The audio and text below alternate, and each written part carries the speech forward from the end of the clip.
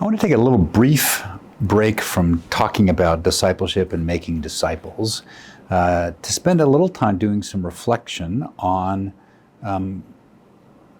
what I come away from a weekend spent with youth up at Seneca Hills Bible Camp, youth from the diocese this past weekend.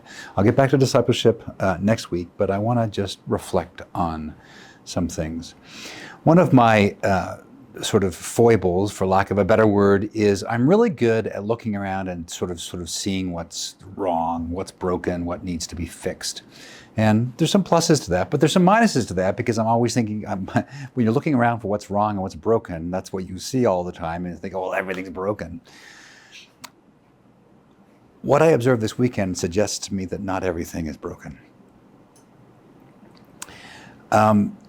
I spent a weekend there were about 90 kids and about 20-some volunteers, leaders and volunteers that were there serving and working with the kids that were there. And what I saw in that time together were a lot of young people who were interested in, engaged with, and serious about their life of faith in Jesus Christ. Again, looking at what's broken, we can look all around what's wrong, what's broken, what's wrong with this generation or last generation or the next generation or whatever generation we're talking about.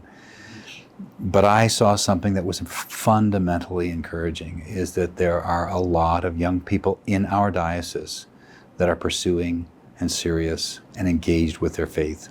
And that, to me, is incredibly encouraging and good news. So I want to commend the youth of our diocese for their commitment and their engagement with in their faith in Christ Jesus. It is an incredibly encouraging thing for me, their bishop. But the encouragement that's related to that is, again, as a parent, having raised 4 children myself, I spent a lot of time thinking about what I did wrong, what I could have done better, how I missed it, and I wish I had. As I observed all of these kids, it made me stop and think that Christian parents are doing something right. There is work that has been done by Christian parents inculcating, discipling, encouraging faith in their children, and it was evident. It was evident to me, and so as I reflect on what I saw in the kids, it is reflective, of course, also on work that Christian parents are doing in encouraging faith and discipling faith in their children. So I was encouraged by extension, the work of parents. But I cannot also end this without articulating how encouraged I was by, obviously, the work of formation and catechesis and shaping of faith that's happening in our churches themselves.